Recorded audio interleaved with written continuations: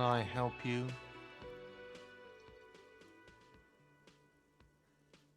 What thing?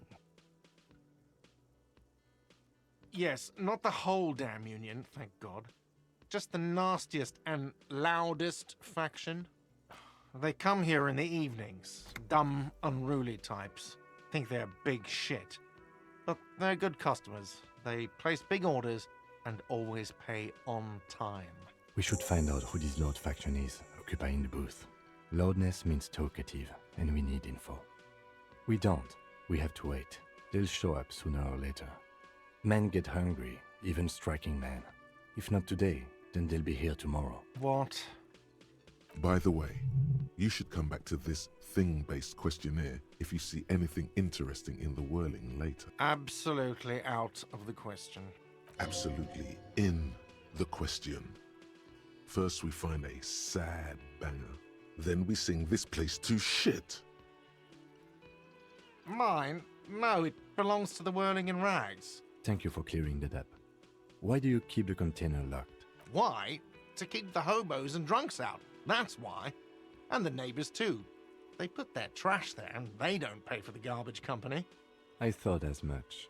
And are you the only party with access to the trash container? Well, yes. Us and the garbage disposal company. It seems a little callous, doesn't it? Something stirs in you.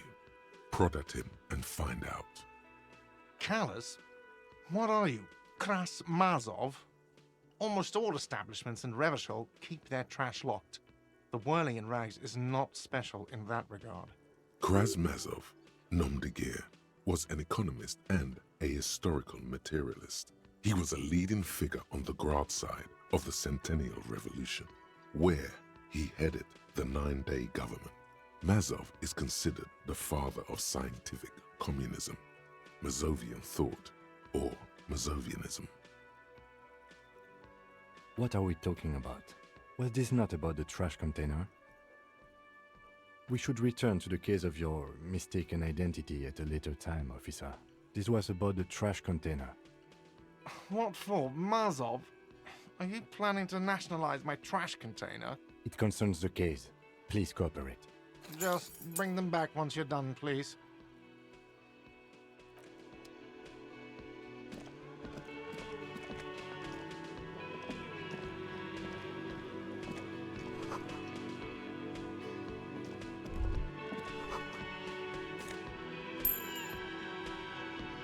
A thin man is smoking below an exhaust hood, occasionally sipping from his mug. This must be the Whirling's cook. As you step in, he nods toward the table and says something in a completely foreign language.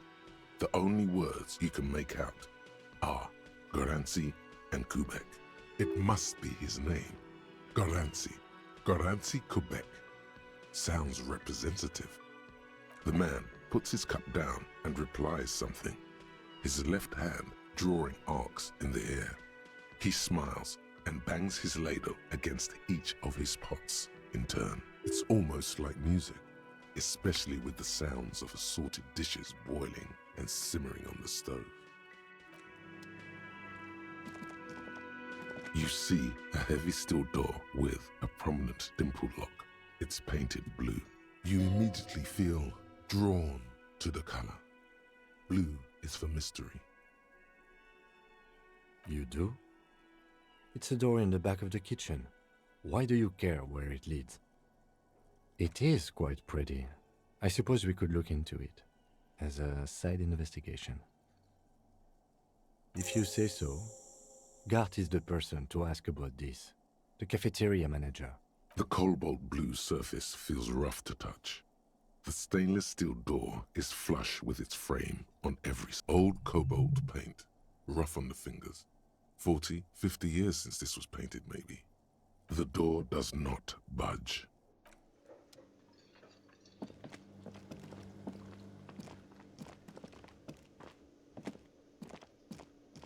Can I help you? Another thing. Great. I love those. Oh, yes, that door, sure. There's nothing mysterious about it. It's just a door. No, I don't have a key. I don't know how to get there. And I don't care either. It's not like I've been wondering about it for 10 years. It's just a frit warehouse, probably. Or some boring storage space with a bunch of old junk and dust. Junk and dust. He's attempting to maintain an air of indifference. It's absolutely not convincing. Fine, okay, a little. But my job doesn't leave me time for wondering about one locked door in one of the cafeterias I manage. So I haven't opened it. I have cleaned the whole place 100 times over, though, after the animals. And I haven't found a key, so good luck with that.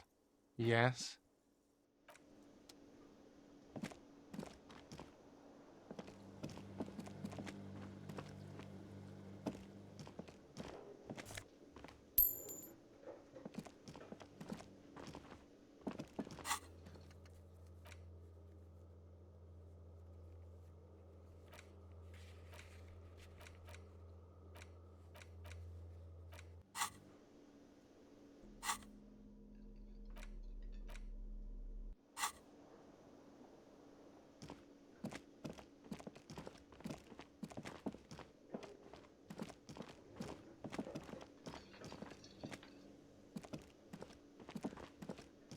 Can I help you?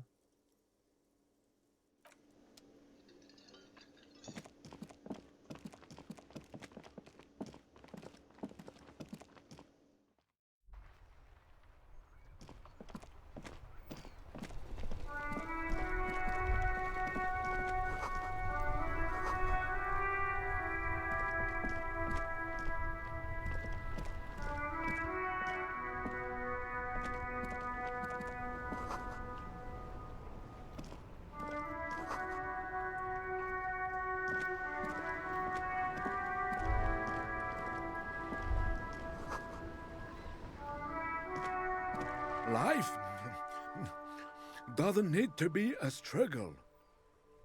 I'll be with you in a moment, officer. Let me just finish my sandwich. Talk to Angry Old René first. Have you no shame? Whining about your back every time you bring out the measuring tape. René, you're a man with a fork in a world of soup. Please, let's just try to enjoy the game, all right? I'm trying to, but you keep breaking my concentration. You're old. I can see that. We're both old. Now stop grabbing your ass like it's a girl. These manly men are playing balls. This is a ball game. Grab a ball and play it. Don't ask questions. Shoot first. Ask questions never. That's the spirit. Don't even waste your breath asking about the game. They wouldn't know anyway. They're way past their prime.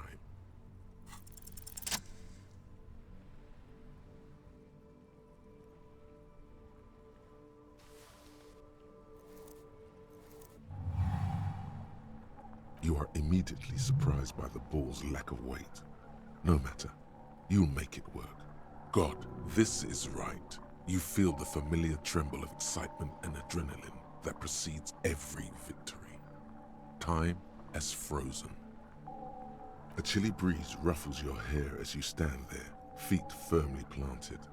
All sounds, smells, even the wind, everything fades until the only thing left is the union of man and ball. The cold metal ball is surprisingly smooth against your neck. It has a pattern on it, probably a sponsored ball. Yours would only be covered with bumps of learning and scars of victory.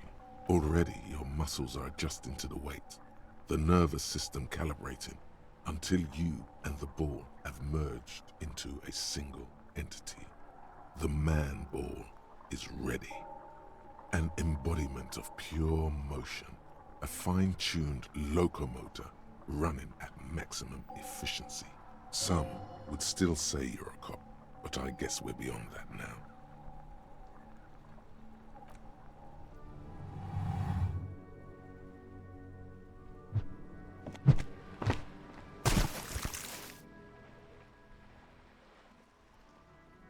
Merde! Poor de merde! What the hell is your problem? I don't care if you are a cop. You do not just ruin someone's game. It's so goddamn disrespectful. You vandalized our game, son. We can't play pétanque with 5 bull. Well, it damn well isn't. It's pétanque. You ruined a pétanque game. We want our bull back. Take it easy, René. This is just a misunderstanding, isn't it, officer? No harm done. Of course there's harm done, you orange slug. You owe us a goddamn bull. Good. Mistakes are forgiven when men at least try to right their wrongs. I believe you will try. Now, why did you approach us? Yes. The terrain here provides an interesting variety to a familiar game. Yes. It was left by heavy artillery fire. Why what? Because that's what happens when communards hijack your country, execute your supreme leadership, and turn your capital into a slaughterhouse. You use heavy ordnance to clean up your home. Commies, communists, socialists, anarchists, call them what you like. They just chose a name to feel special. Senseless sentimentality. Sadly, no. It was the foreigners who brought them to their knees. We fought valiantly. Too valiantly. So valiantly we got licked. Should have fought dirty, like they did with their suicide sex cult propaganda and mad anarchist women strapped to shrapnel bombs. We didn't though, and we lacked caliber. God bless him, but the suzerain's cannons simply weren't big enough.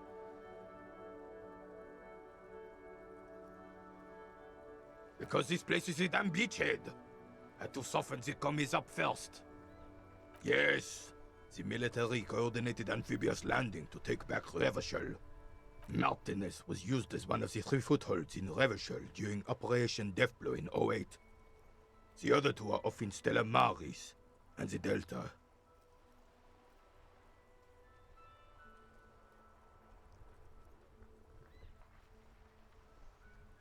This here is Blood Ground, where Coalition boots first made landfall and cleaned those rabid dogs out. Most likely, we're playing pétanque on their mangled corpses. Blood ground. You got old René going there. Like he isn't hungry enough already. Damn right, son. They laid the fire of hell on the city before they stormed it. And it worked, too. The rest of the city got cleaned up, but Martinez they keep as a monument. And now the Union Socialists are practically running the place. Well, it's your own damn fault. You, we, the coalition, Revachol, whoever you want to blame, never finished the job. Officially, the party never surrendered. Of course they still hold influence. You don't even begin to truly understand the players on the table, let alone the specific circumstances surrounding the... What do you think? Thinking men have opinions on these things. Present one.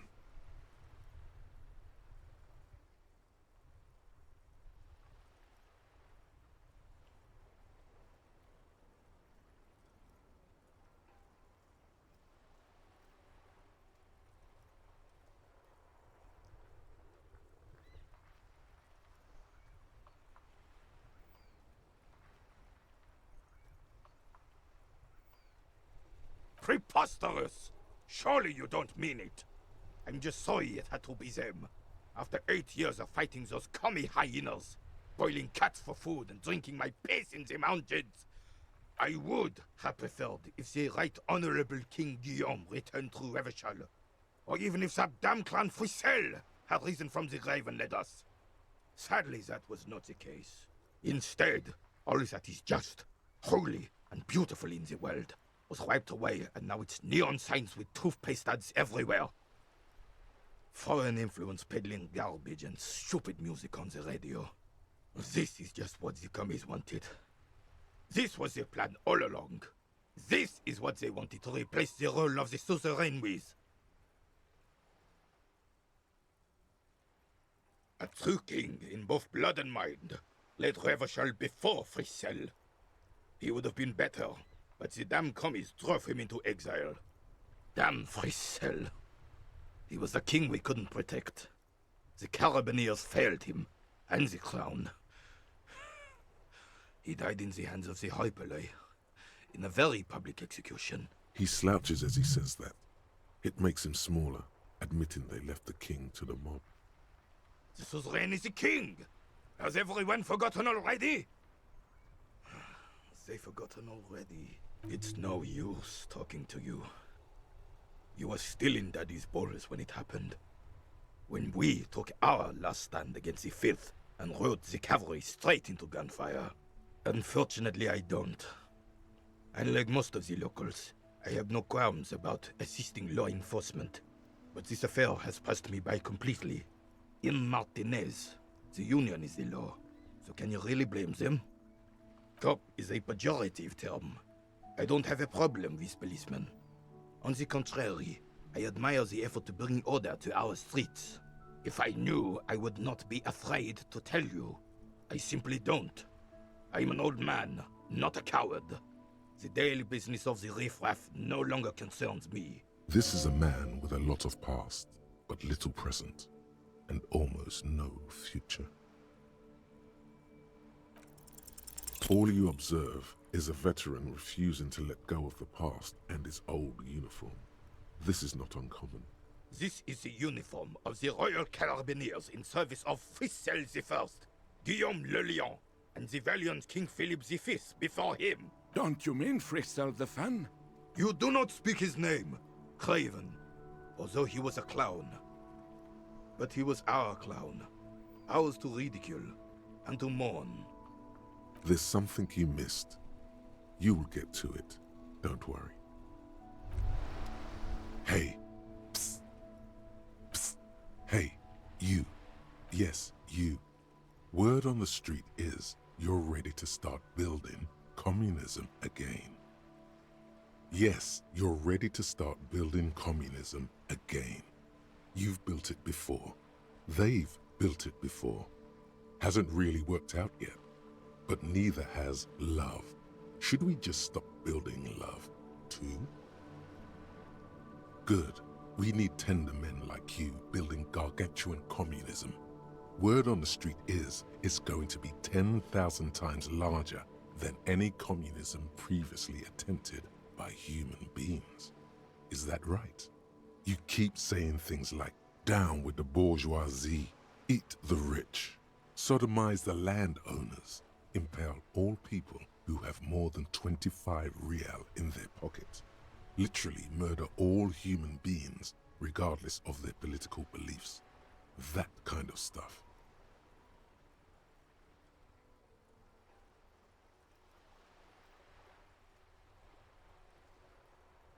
Funky style.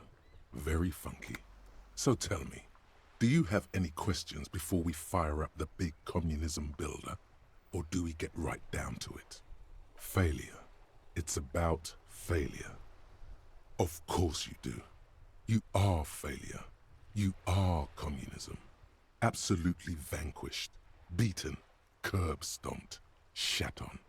While everyone else is out partying, having a callous laugh, you will reverse the fortune of the workers of the world. You alone, against every living thing, against every human alive. 800 trillion real in the hands of an impossibly well-organized ruling class. Towering city blocks of bankmen who have the ears of prime ministers. Million-headed armies of nations and the love of your own mother. You against the atom, the charm and the spin. Where the whole world failed. Matter failed to bend to human will. Human will fail to get out of bed and tie its laces. You alone, single-handedly, will rebuild the dreams of the working class. You are the last communist. Now get to work, comrade. Oh yeah, get the firing squads and the animal wagons ready. Too late to back out now. You can't make an omelette without breaking a few million eggs.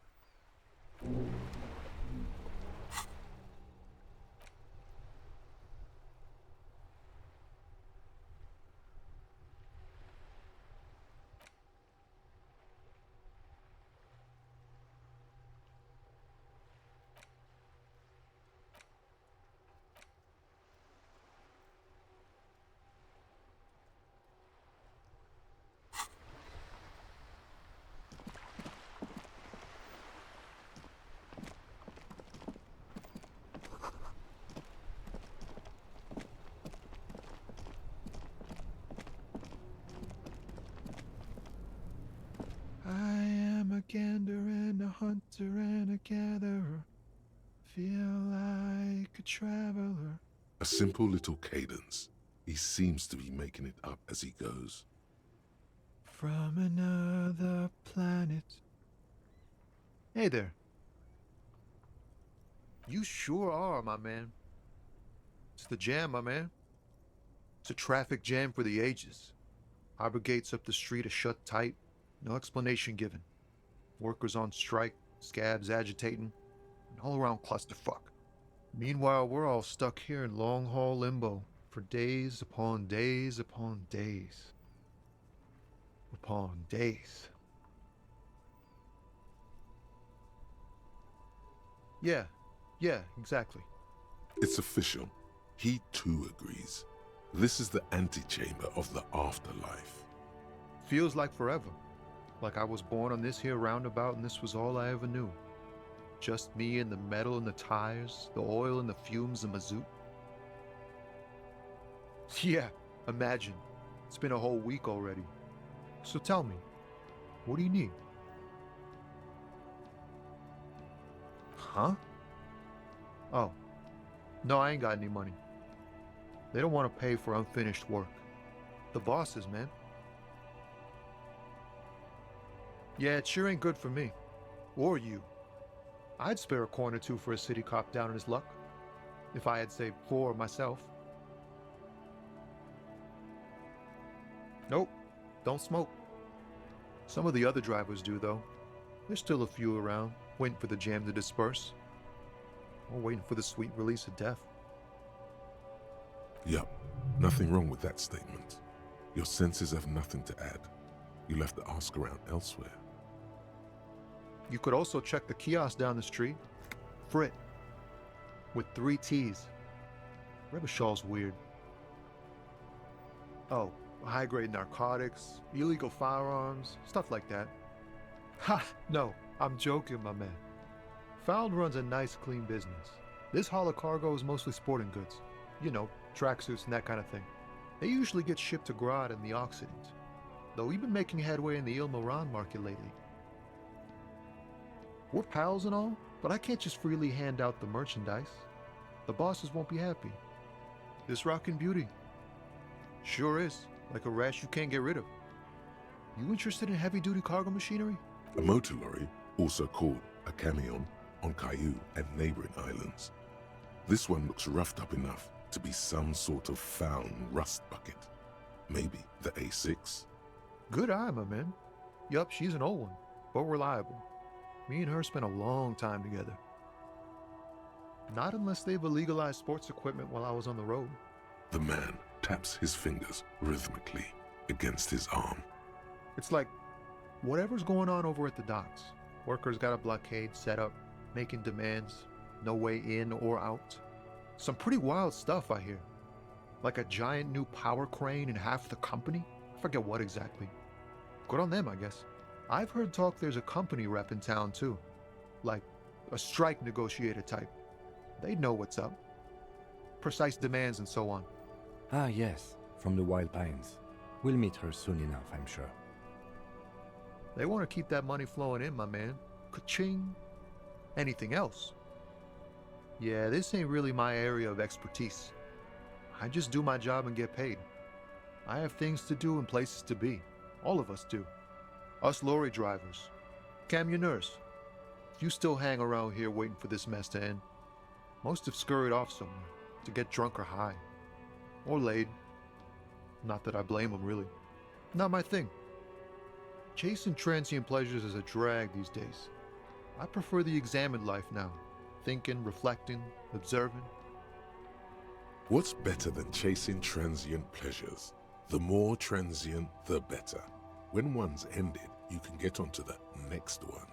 He tries his best to look nonchalant, but there's a rigidity in him, as if trying to conceal something warm and deep beneath a cool exterior. He ain't one of us drivers. I know that. All accounted for. Otherwise, I haven't really asked about that. Been wasting time right here. Keep him busy. It's easy to see he's telling the truth. He's kept his nose out of the dark stuff. The man taps his fingers rhythmically against his arm. Ease into it. Don't go too far. This seems like a personal matter.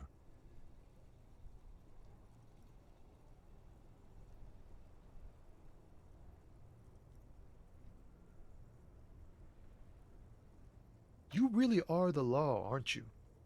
I get that being bluntly observant and inquisitive comes with the territory, but it certainly doesn't help with your conversational skills, does it?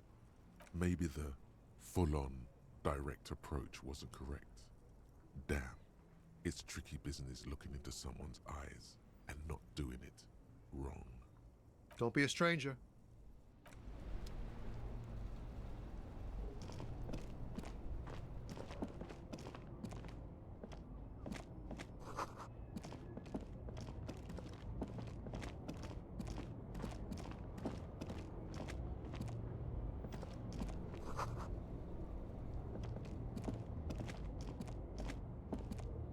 An old monument stands in the middle of the traffic island, pointing toward the sea.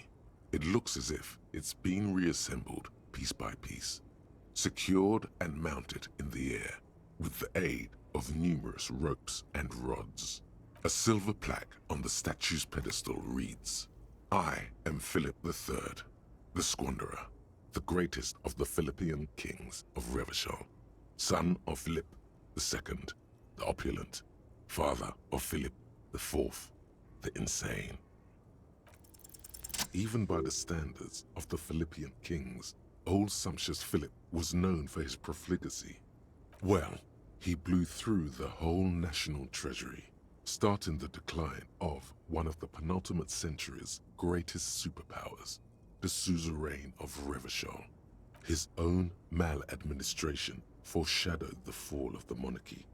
During the anti-centennial revolution, an end to his family line and the monarchy on the Insulindian Isola. Stories have it that he had his bedroom converted into a treasure chamber, where he stored unfathomable wealth. Krugerrands, bars of gold, ornate weaponry, armor, and various chalices. He called it the Sol Auron. It was obscene. There were whispers he slept on a huge pile of gold-dipped feathers, like some obese dragon, instead of a bed, like a normal person. The man certainly knew how to live. But wait, you haven't even heard about his fabled cocaine addiction. You see, old Philippe wasn't just good at squandering the national treasury on gold and ceremonial weaponry, he was also a prodigious snorter of nose candy. Not just any nose candy, though. We're talking Royal Philippian Blow, allegedly twice as potent as the stuff you find nowadays, and purple. Philippian cocaine was purple. His Majesty's courtiers said it helped him connect with the higher realms. Cocaine. That's what the revolutionaries said 150 years later, right before they emptied out the royal mausoleum and dumped His Majesty's mortal remains in the Insulindian Bay. Beneath the cold waters of the Insulindian Bay, thrown there by the revolutionaries after they cleaned out the royal mausoleum. The original was blown apart by communards, then further damaged during the landing of the coalition's airships during the turn-of-the-century revolution, when Martinez was leveled. Most historians think the coalition's hasty landing may have ultimately saved the statue. If the communards had more time, they would have reduced it up to even finer pieces. Some years ago, a group of liberal, artistically inclined individuals, designers mostly, thought it would be ironic to restore the statue of the most wasteful ruler of Revachol in the poorest part of the city. The statue is supposed to capture the moment it was blown apart, like an instant frozen in time, a rare butterfly trapped in amber, floating on a sea of shit. People in Martinaise tend to disagree, as do many prominent art critics and thought leaders, with more nuanced social awareness than the young ironists.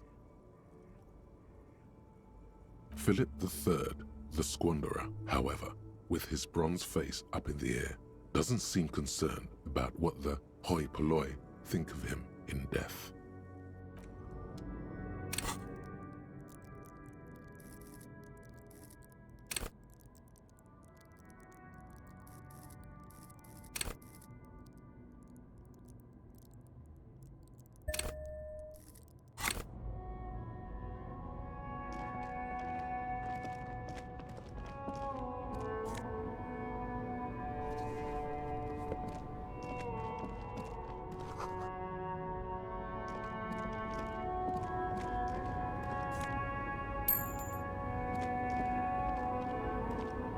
The small, wrinkled woman does not greet you.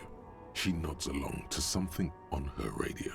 A photograph is clutched in her hands, and there is a warm smile on her face. The photo, an ambrotype from the turn of the century, as golden as her smile. It's the warmth of a winter night's fire. Maybe she could give you comfort and shelter, some cigarettes and food money. Maybe she's your nothing. Her smile just keeps widening. Her hair is gray like lead. No response. Wherever this woman is, your words fail to reach her. Wait. She's just a distracted old woman. Better to leave her alone.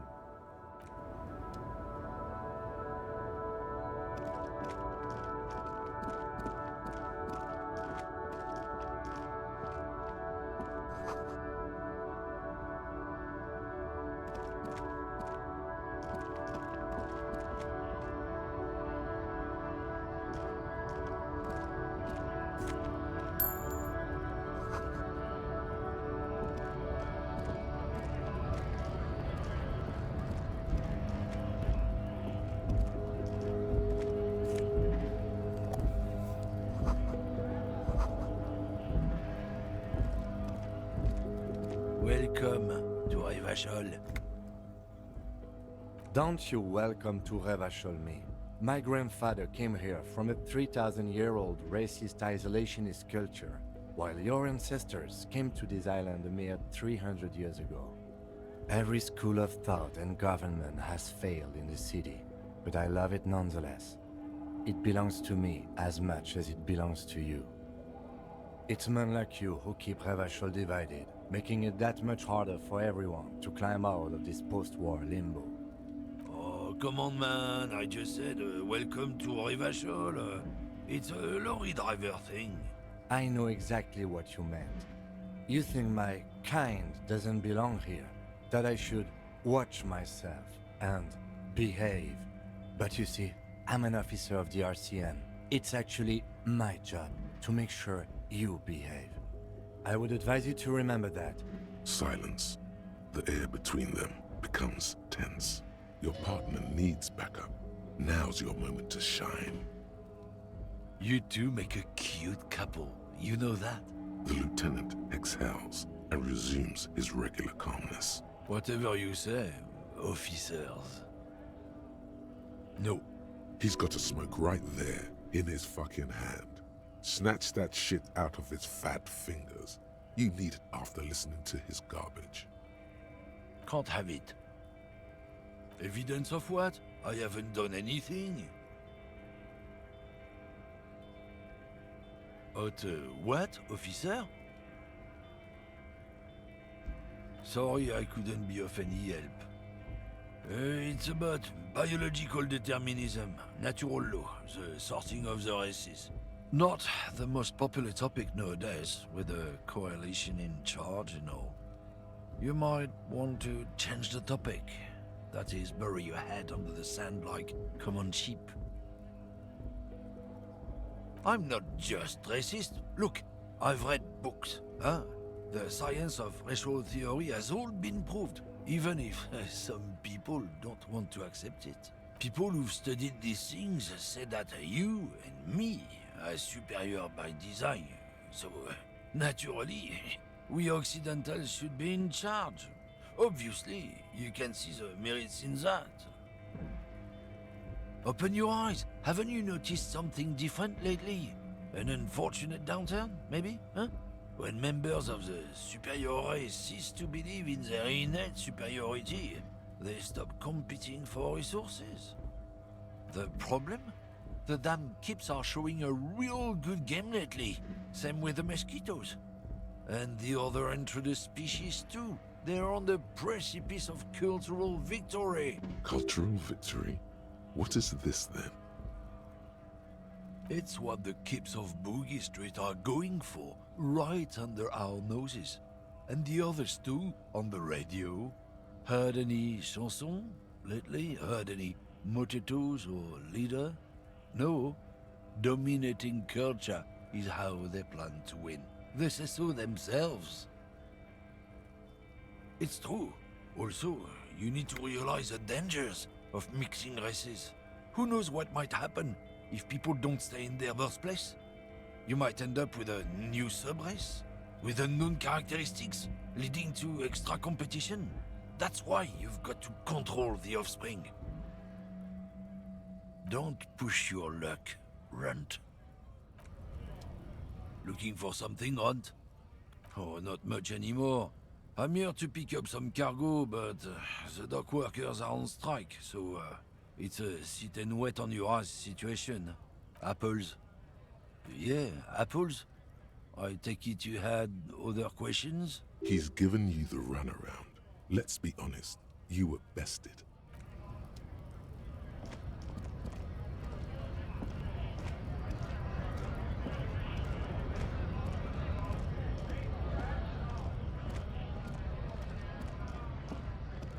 A lorry stuck in the traffic jam. This big, heavy Grad-made machine is well kept for such an old machine. The windows are clear. They've been recently washed. You can see a lorryman's cabin with personal belongings, stickers, insignia. The back end of the cabin has a small perch to sleep, large ashtrays. There are several suns and wheels sewn into the curtain. A book with ragged edges catches your notice. The front cover features a large, muscular man. The title reads, Man from Eamdal in the Lost City of the Pygmies. Racist nationalist paraphernalia. Not unusual in this part of town. This is our guy.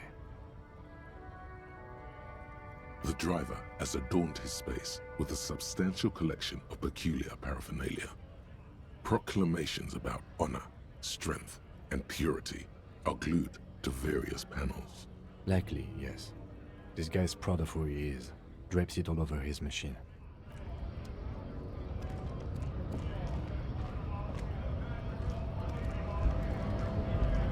Bastards! We have a right to work! Hold up and stay frosty, everyone. Cops are here. You here to fuck with us? Beat the honest worker down. Ha! Couldn't handle us. Cause gives the workers strength, gives them power.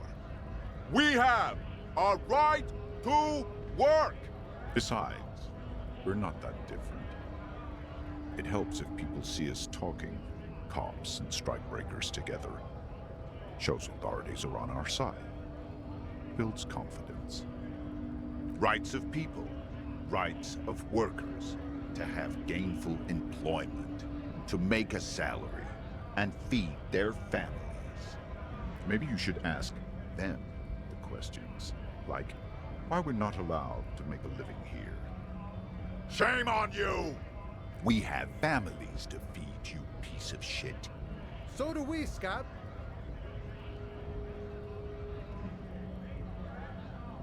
Honest men and women, with rights, to work, to be useful, not toys for corporate interests. We came here to help the harbor run smoothly in time of crisis. If Union fucks don't want work, they ought to let in those who do want work. I have a question. Why do all these men follow your leadership? You think they follow because I'm big and loud? No. They follow the rules of the market, the rules of the economy, because they were given a job to do! We were promised work. We'd be in there, working, if the bastards hadn't shut the gates. Main gate's locked. Would take heavy ordnance to bust it open. Could try to get in through the secretary's office. Door's locked. The guard's blocking the way to the access panel. And I don't mean the scrawny mess punk either. I mean head measurer. Or whatever he is. Huge Seminese guy standing up there on the overhead passage. Won't let anyone by. The access panel is right behind him. Bad. Standing on a narrow bridge, he's got a strategically advantageous position. And he's trained. I don't know how the Union has a trained killer up there. But that one's no joke, and my men are tired and hungry. They're workers, not fighters. Like civilized folk, you mean? These native fucks don't understand civilized. It would be better for the neighborhood if you went home, at least for now, if you can't get in anyway. No! They will give up eventually. Or get drunk. Leave the button unguarded. Then we charge. When a bunch of ungrateful, lazy cockroaches can't get their act together, decide to block honest work for other people. Beats me. They mumble nonsense about boardrooms and workers' rights, while we have the right to work! There's something odd in the way he carries himself. His set of clothing looks vaguely mismatched. The different pieces of the attire seem ill-fitting. His shirt is far too small and an unpleasantly tight fit, while the overalls, held up by a belt, seem to fit a man with much more corpulence. He ignores your question, choosing instead to turn to the emaciated workers, raising both fists in the air. The clothes are obviously not his. Silence is the answer. There's something off here, but he won't say what. You've been talking to him for quite a while now. Something is off with this guy. Ask him where he's from. What's it to you? Am I a suspect? Done no crimes. I only fight for the rights of people. We're all workers, right? Workers stick together. Came from the eminent domain, in Jamrock. Backgrounds in odd jobs, heavy lifting, cargo hauling, bouncer work. I know the drill. Worked at Territorial. Ring a bell? We're done here. I have a strike to break.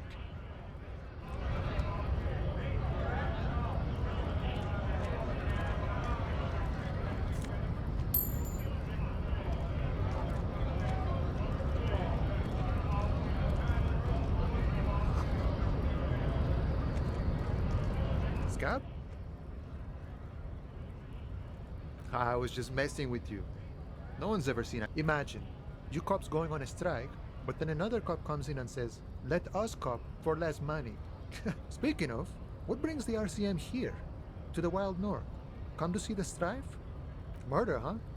That sounds like a lot of hard work. You'd never see me investigating a murder. That's okay. I have no idea what I'm doing either. I don't even know what day it is. Don't tell me. It's a better day that way. Sure thing, my friend.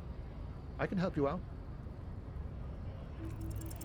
The coin lands into your hand as if it has always belonged there. The swallow returns. Always glad to help out the RCM. Shame I can't do more. Things are meager at the moment due to, the winter's fat is slowly running out and all. Still better than scabbing, though. Nothing to worry about, really.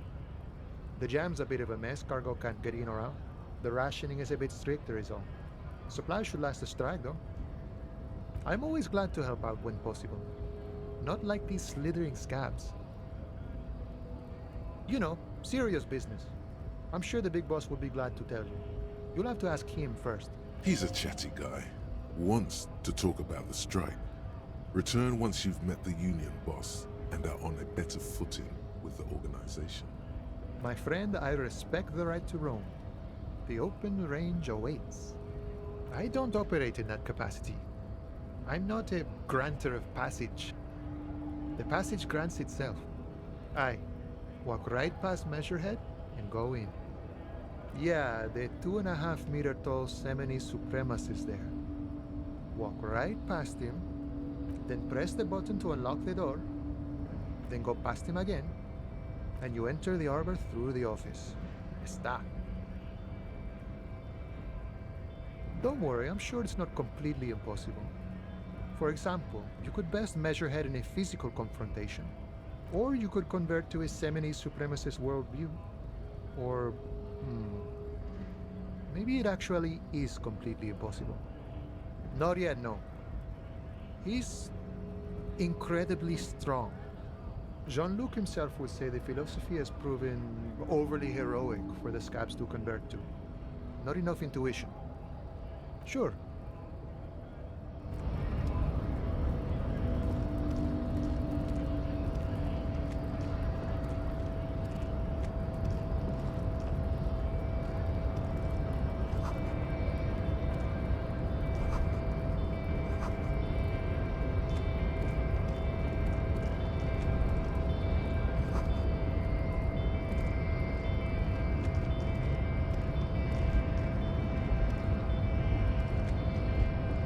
Nobody betrays your degeneracy. Yeah, Measurehead. His body totally betrays his degeneracy.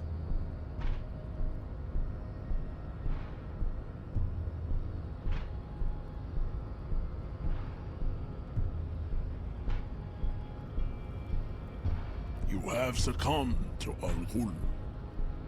You reek of it. An invisible sword of Al-Ghul emerges from your throat. You cannot see it, but others can. It is making the woman in my company sick. It's not good. It's like a rat crawled into your stomach, got drunk and drowned.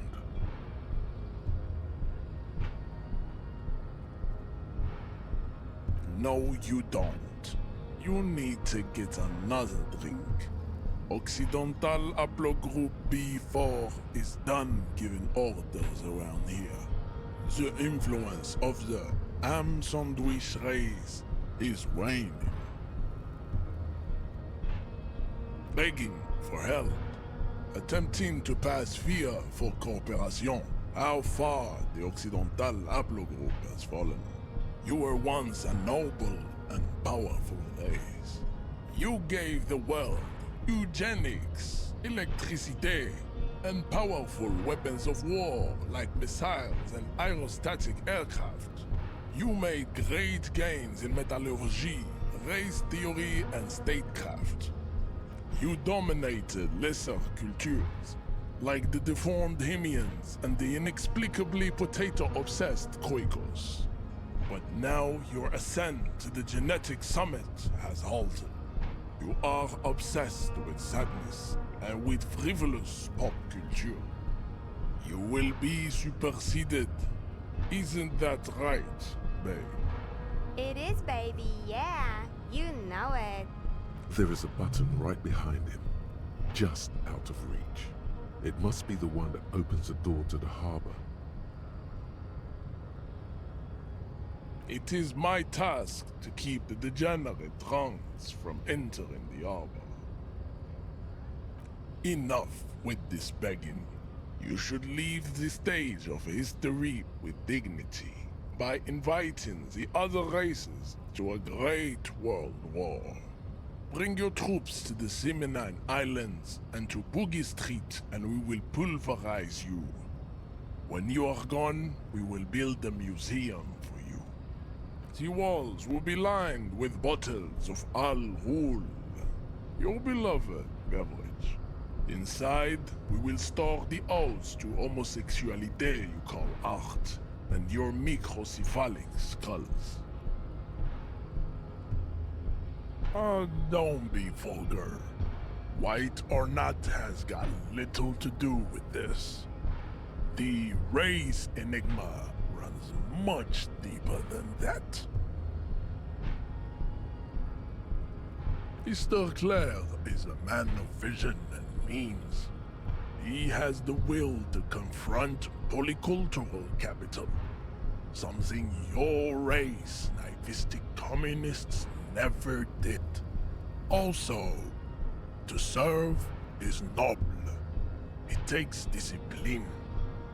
Your petulant individualism has only contributed to your race failure. It is lax and moronic. Idiotic communism is the single greatest contributor to your race descent. Everywhere around you, the fruits of its failure to challenge the world order. Individualism, rock and roll music, sexually transmitted diseases, above all, rampant multinational finance still reigning large. Tell me, where have you gotten your love of pathetic communism from? Degenerate youth culture? Rock and roll music? Rock and roll is moribund. Only Koikos listen to it anymore. There is no life left in it. My people abandoned it long ago. It leads only to neurodegenerative herpes and heroin overdoses. I am not surprised you enjoy it so much. This has happened to many of the side products of the inevitable cultural victory of the Seminoles race. The South Island race, haplogroup A4A. We are the rightful masters of the Insulindian archipelago. We descend from the Areopagites of ancient Pericarnassus and arrived here 4,000 years ago. Millennia before you. We are the future. That is all you need to know. I am a descendant. The narrow streets of Ulumbuir are with me in my genetic dreams. I see young Seminoles women walk into the grey mass on Ile de Fantôme, waiting on immaculate conception from the pale. No, I have heard about it on the radio. I'm from Couronne, and no, it is not just in Revachol. The city is central to the Simony strategy. Spreading through its trade networks, our culture will dominate the world. You have heard enough about our phylogenetic secrets for today. You have extinction to come to terms with, and never getting into the harbor. I think this racist is better than the last, but the next racist will be the really good one. That will be the... He will grant us 3 wishes. Your pedomorphic friend has quick wits. A protruding occiput and an indented zygomatic bone. The lieutenant does not flinch. You should keep him close. The congenital defect of farsightedness does not render him a complete invalid. He still has the use of his mind.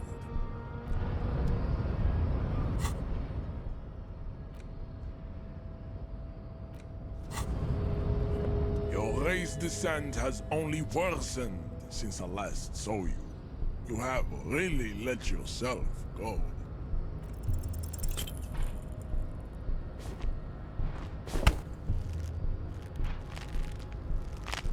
How did this happen?